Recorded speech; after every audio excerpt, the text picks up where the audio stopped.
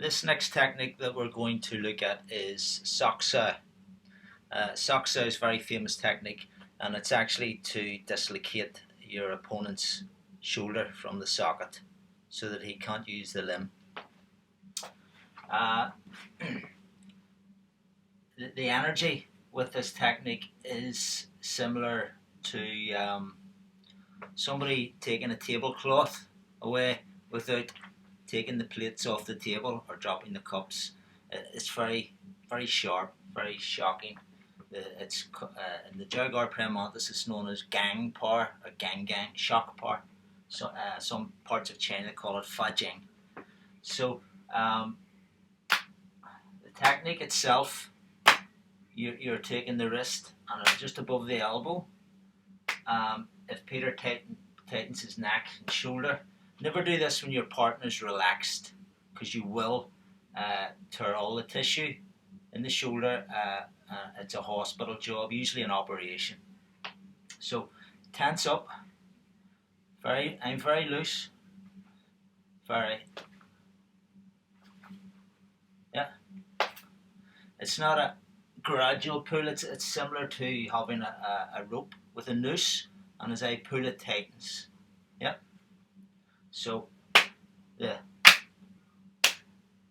this type of.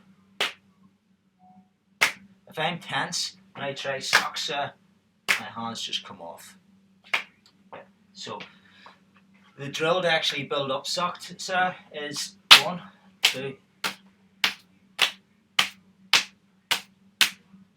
Yeah, I can take them this way, take the arm out, or I can seize it and push it back into the socket. There are variations of this. This is a very simplified version. It's also can be used in some of the softer exercises, sensitivity exercises. This drill here will teach me to use the technique as my opponent's coming towards me.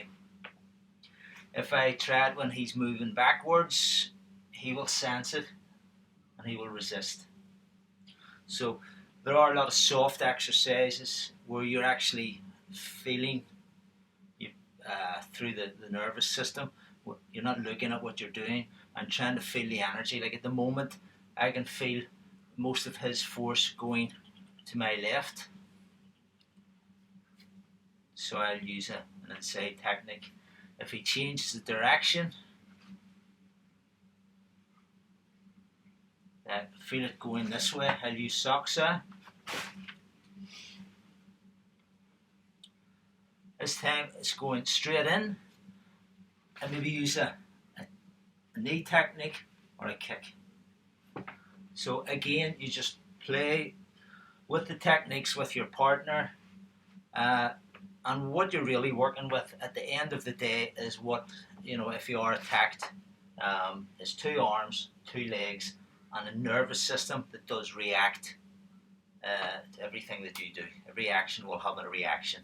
So rather than training on punch bags and pads and wooden dummies, the Chow Gar Mantis always prefers to work with another human being. Plus you get used to, rather than hitting pads, we use the body to condition. You do hammer.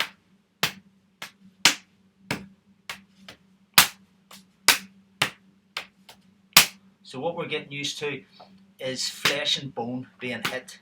If you're used to using pads all the time, and you get bone on bone, then you can freeze. You can go into a wee bit of shock if you're not used to it. Sometimes the pain later on can be a bit sickening, but we get used to everything. It depends what you want out of your art. Depends what your aspirations are for yourself. Okay, so again, just a small taster of some of the Chow Gar Mantis.